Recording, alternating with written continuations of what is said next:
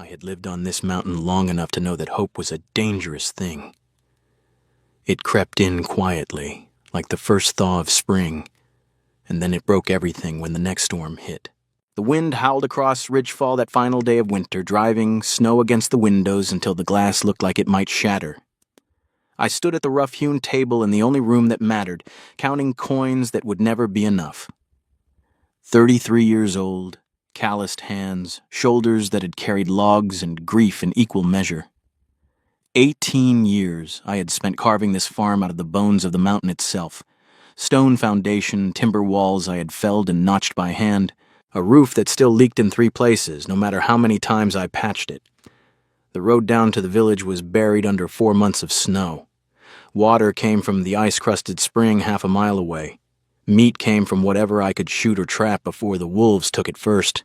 This place did not forgive weakness. It barely tolerated strength. I had tried to bring softness here once. 5 times, actually. The first girl, Sarah, lasted 4 days. She cried every night because the silence pressed on her like a weight. Catherine made it 6 days before she said the cold lived inside the walls and would never leave. Elma walked out on the 3rd morning after watching me dress a deer in the yard. She looked at the blood on my hands like it was proof I was something monstrous. The 4th and 5th left so quickly their names have blurred together in my memory. Nothing but the sound of boots on snow and the slam of the door. The last one had at least written a note. I still kept it in the drawer by the hearth. You are not a bad man. You are simply too much. Too quiet, too harsh, too much of this mountain.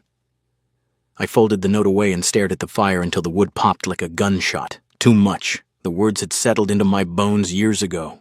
Then Samuel the trader arrived on the last supply run before the real snow sealed us in. He handed me a letter that had traveled weeks from Durnwick, the paper already worn at the edges. The handwriting was large and bold, slanted hard as if written while leaning into a gale. I read it twice. The writer called herself Mara Dain. She said she was no delicate flower. She was not beautiful in the way men usually wanted. She was strong, practical, and tired of a city that wanted her to shrink. One line burned itself behind my eyes. I need a place that does not ask me to be smaller. You need someone who will not run when things grow hard. It seems fair. I sat by the fire until the last light died and wrote my answer with the same blunt honesty she had offered me. Ridgefall was 10 hard miles of mountain trail from the nearest village. Winter could kill a person who was not ready. The work never ended. I spoke little, lived rough, and had already watched 5 women leave before a full week passed. I ended the letter exactly as I felt. If you are serious, come when the snow melts. Bring work boots. Do not bring dreams. I gave the letter to Samuel and told myself that was the end of it. Spring arrived late and grudgingly, the kind of spring that still tasted of winter. I was splitting logs in the yard when I heard the wagon creaking up the final rise. Samuel's old mule looked half dead from the climb. Beside him sat a woman who filled the bench with broad shoulders and quiet confidence, Mara. She was nearly as tall as I was. Her skin carried the deep green of old pine forests, her black hair tied back tight against the wind. Her eyes were the color of sun on snow, bright, unblinking, gold. She stepped down from the wagon without waiting for help, boots already muddy, cloak dusted with the last traces of mountain grit. She looked at the house, at the stone foundation I had laid stone by stone, at the wood pile, at the sagging barn, and then at me. You built all this yourself? Most of it, I answered. She gave a single nod. Good work. Before she crossed the threshold, she stopped and looked me dead in the eye. I did not come here for dreams, she said, voice low and steady. I did not come expecting you to love me tomorrow or next month. I came to work to survive and to stay. But I will not make myself smaller to fit anyone's idea of what a wife should be. I met her gaze and answered the only way I knew how. I do not need you smaller. I need you to carry your share. That is all. She studied me a moment longer, then gave the smallest smile I had ever seen. Then we understand each other. She walked inside like she already belonged there. That first day she did not rest. She built up the fire without being asked, moved through the kitchen as if she had lived in it for years. When I told her she could sit after the long journey, she asked what needed doing first. I pointed at the wood pile that was already running low. She picked up the second axe and worked beside me until the light failed. Her hands blistered, her face flushed red from the cold. She never once complained. That night I cooked venison stew. She ate 2 full bowls and said simply, "You cook better than you let on." Later I watched her wash the bowls at the basin, sleeves rolled high, the firelight painting long shadows across the wooden walls.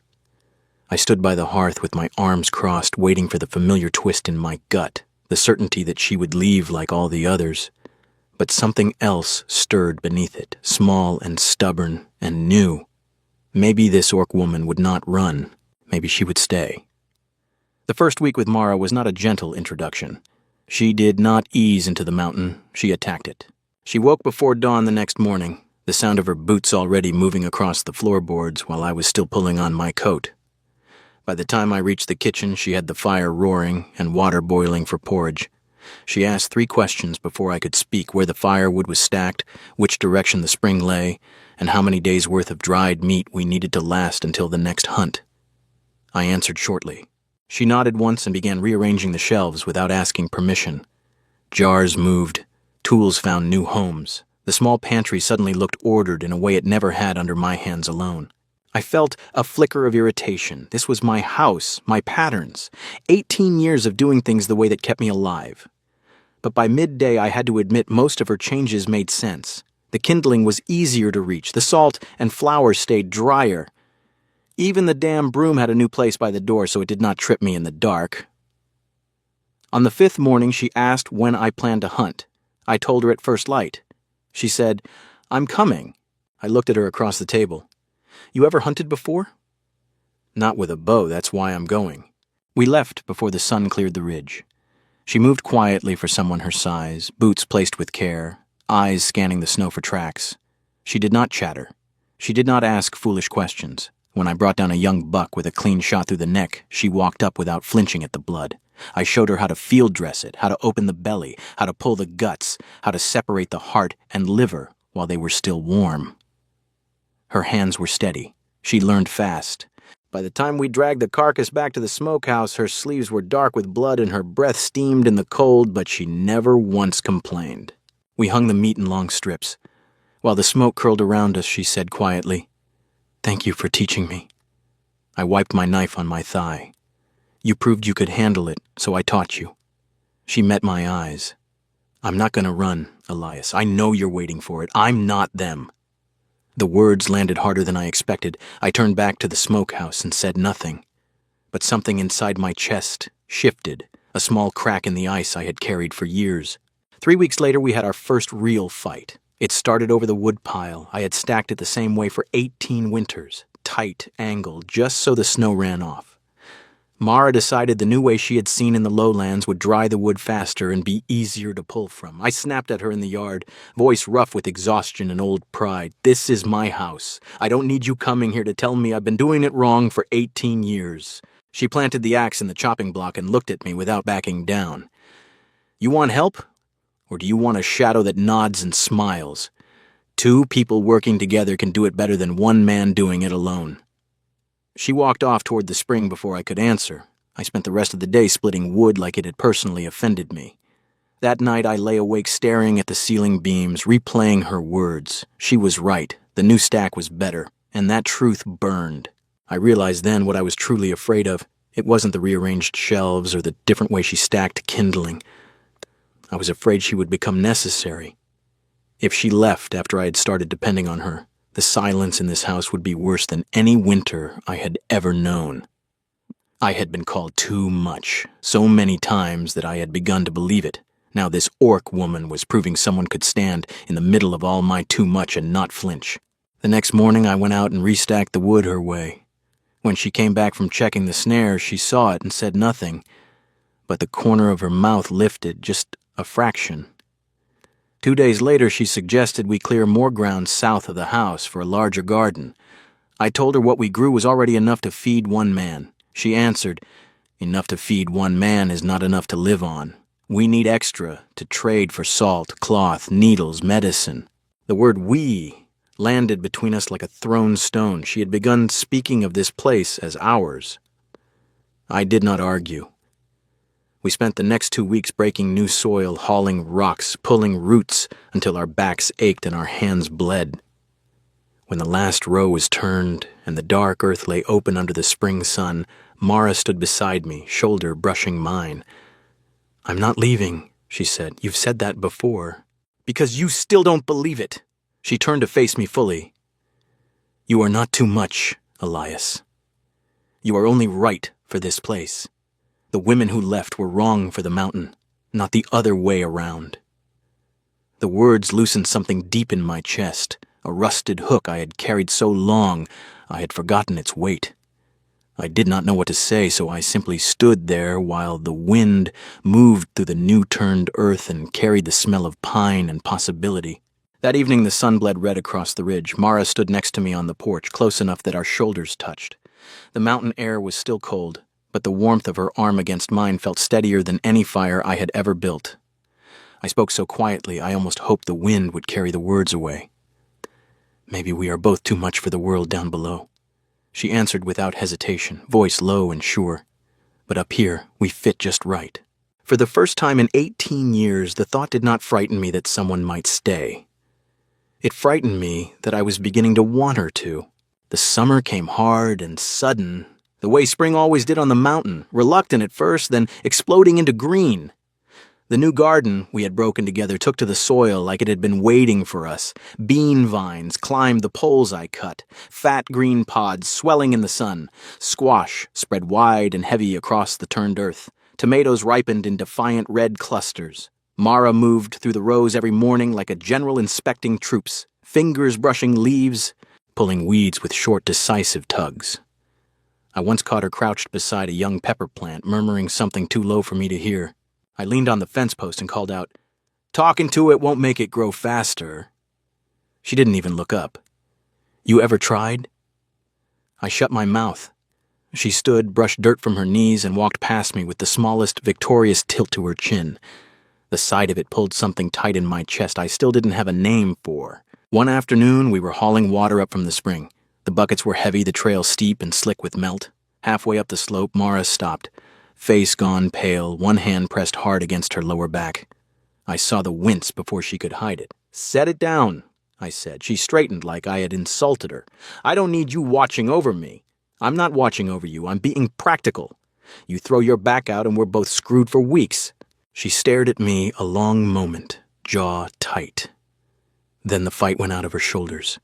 She lowered the bucket and sat on a flat rock, breathing through her teeth. "Back home," she said quietly, "people either told me I couldn't do something, or they let me break myself, proving I could, never anything in between." I sat beside her, close enough that our knees touched.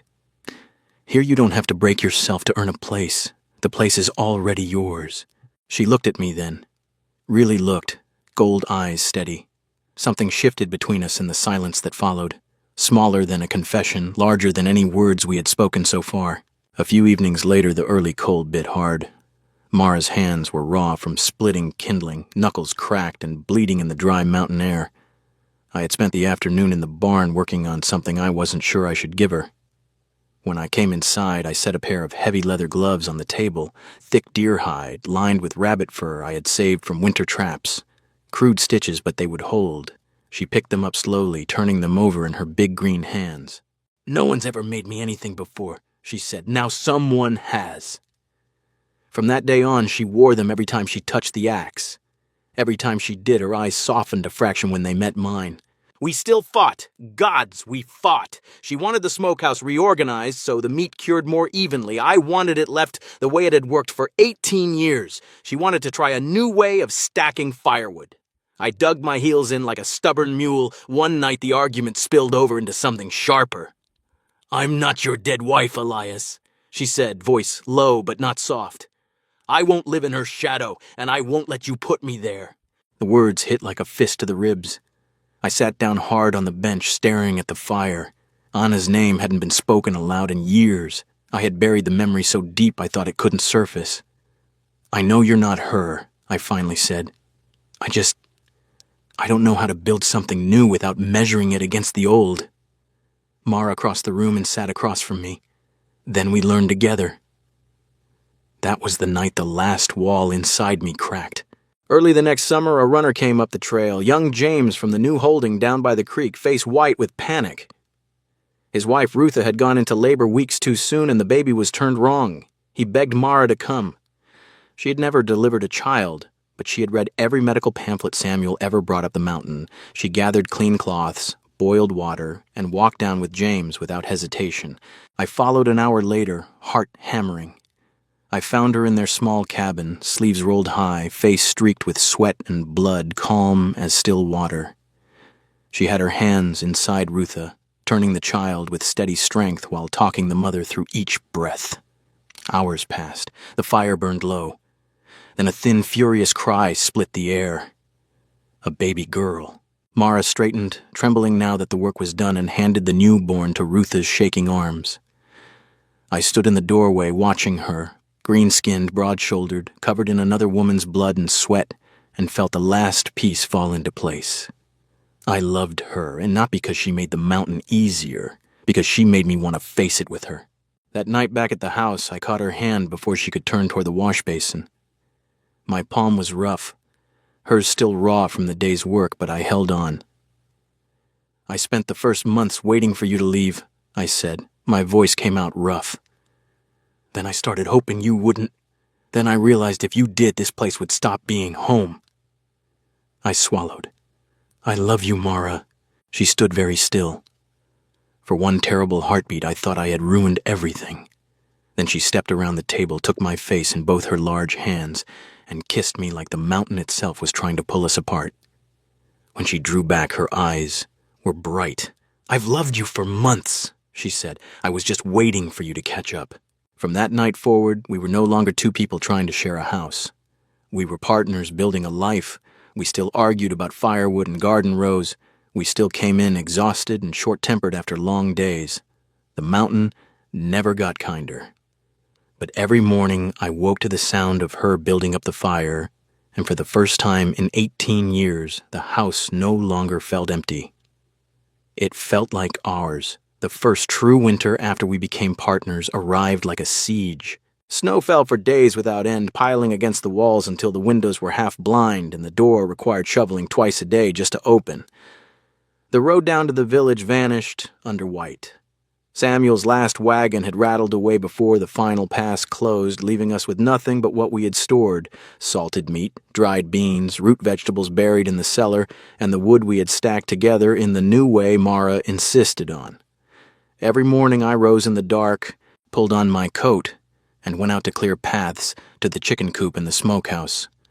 Mara followed without being asked, her broad shoulders cutting the wind, rabbit fur gloves I had made her already dark at the palms from work. We spoke little in those short, bitter days. There was only the rhythm of survival. Check the animals, haul water before the spring froze solid, ration firewood so the stove would last until night, mend every tear in our clothes by firelight, sharpen blades until they could split a hair.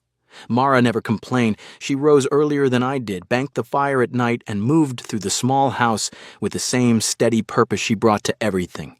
But I saw the tension gathering in her. She paced the narrow floorboards when the wind screamed loudest. Her gold eyes flicked toward the door more often, as though the walls themselves had begun to press inward.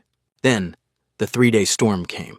It struck without warning. Wind slammed the house so hard the timbers groaned. Snow drove sideways, sealing every gap. We could not reach the smokehouse. The drifts were chest-high and still rising. We rationed what little meat remained in the kitchen, thin slices boiled with the last of the beans.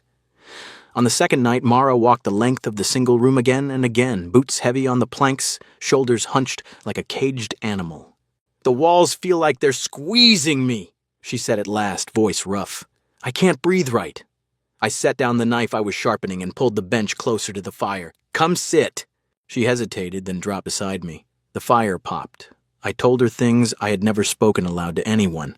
How I once broke a wild stallion on a lowland ranch when I was 19, how the horse had thrown me so hard I tasted blood for a week, how I had worked odd jobs for years before scraping together enough coin to claim this ridge, how the first winter alone I nearly froze because I trusted the mountain too quickly. My voice stayed low, steady. She listened without interrupting. Gradually her shoulders loosened. She leaned against me just a fraction. When the wind eased for a moment, she spoke in return. In Durnwick they called me too loud, too big, too much. Men wanted wives who laughed softly and took small steps. Tomas Ward, he was the worst of them. We were promised. He wanted me to speak quieter, eat less, smile smaller, stand with my shoulders in. He said a proper wife folded herself until she fit the space he gave her. I broke the betrothal the night before the wedding. My family cursed me for ruining their name. They said I would die alone and unwanted. She looked into the fire. I came here thinking that if I had to be cold and hard, I would rather be cold and hard in a place that didn't ask me to pretend I was something softer. I took her hand, green, scarred, strong, and held it between both of mine. I don't want you pretending. I never did. The storm finally broke on the third morning. When the road opened again, Samuel brought more than flour and salt. He carried a letter from my younger brother. Our father had died 2 weeks earlier in the lowlands, taken by the same fever that had claimed Anna years before. I read the words once, folded the paper, and set it on the mantel. I did not cry. The emptiness that settled in my chest was quieter than grief, an old hollow I had learned to live inside long ago. Mara did not press me to speak. She only rested her hand on my shoulder for a long moment, warm and solid. And that was enough. The next winter came faster. One morning at breakfast, while snow already dusted the ridges again, Mara set her spoon down and said calmly, "I think I'm carrying." The tin cup in my hand shook. I set it down before I spilled. Joy and terror hit me at once, sharp enough to steal my breath. A child here, on this mountain that had already taken so much. Mara's voice stayed steady, but her eyes betrayed the fear. I've never held a baby longer than a minute. I don't know the first thing about being soft. What if I'm too rough?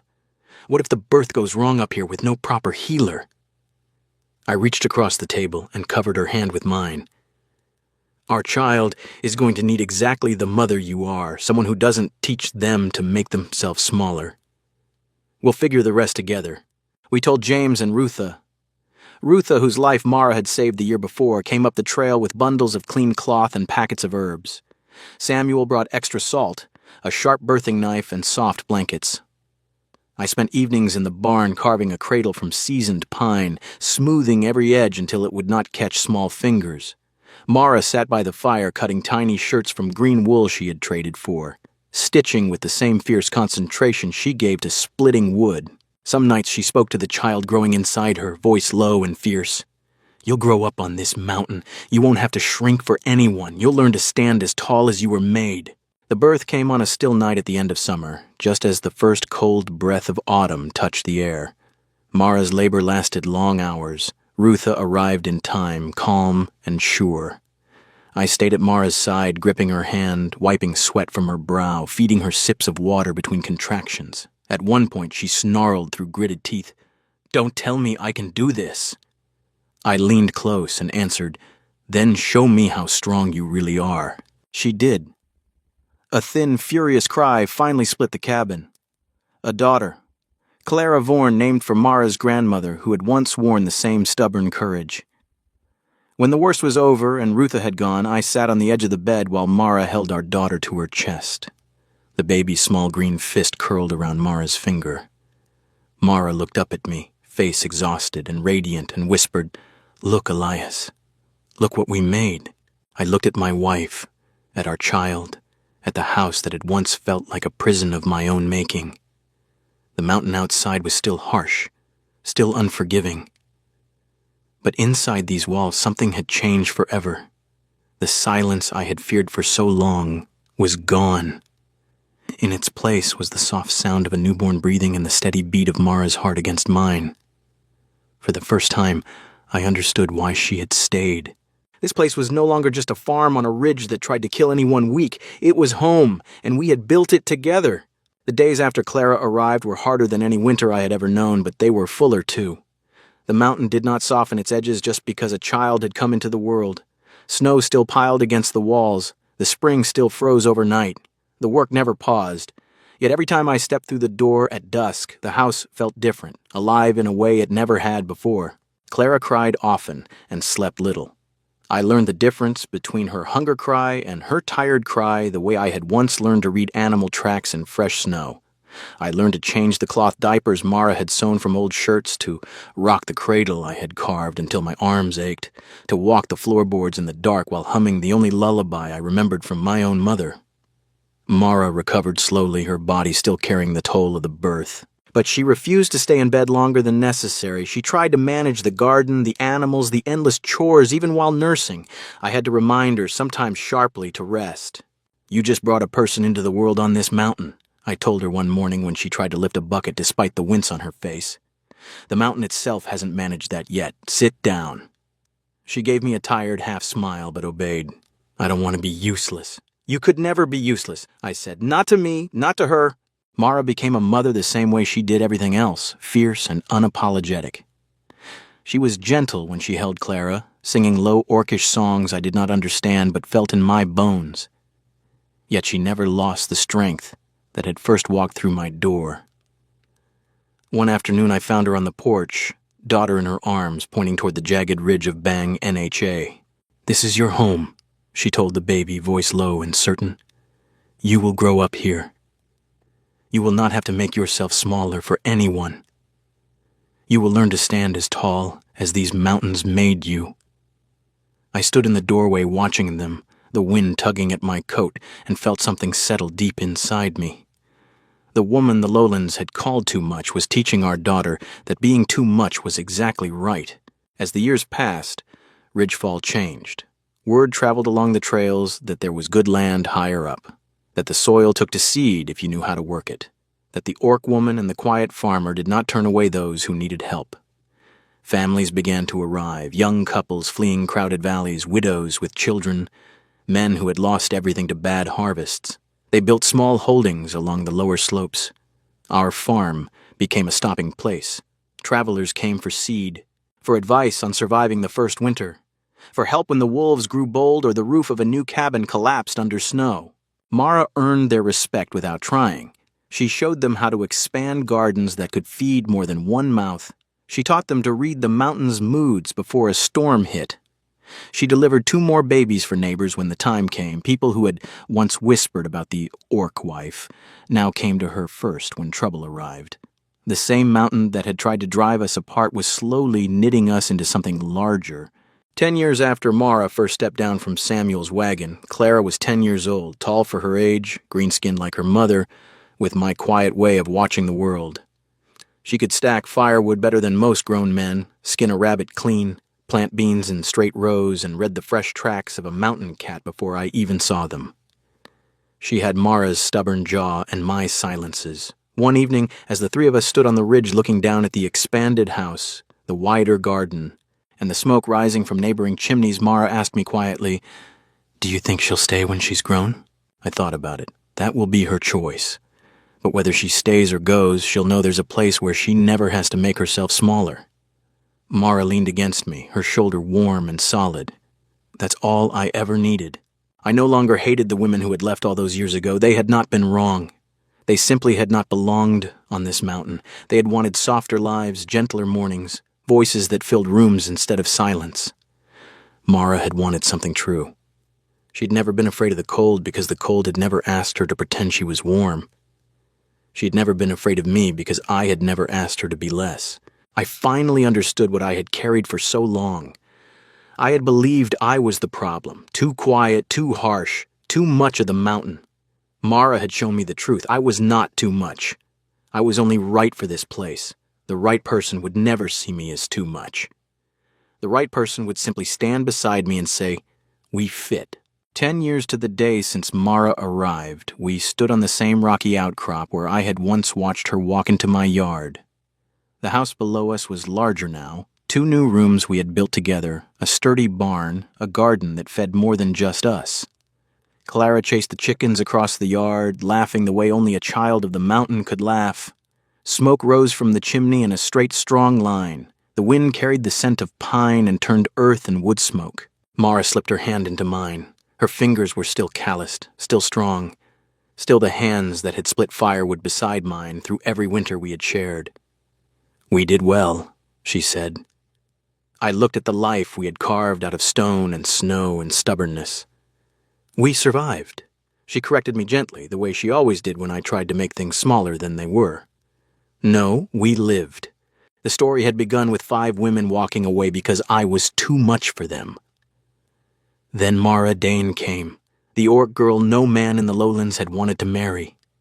She split my wood, hunted my game, argued with me over every small thing, expanded my garden, stood beside me through blizzards, gave birth to our daughter on this unforgiving mountain, and stayed. She never made the mountain easier. She made it worth facing. We never saved each other. We never changed each other into something softer or smaller. We simply found the one place where neither of us had to be less than we were. And sometimes, that is exactly what love is. Not the person who makes you less, but the one who stands with you in the wind and says, "Here, you are enough, and so am I.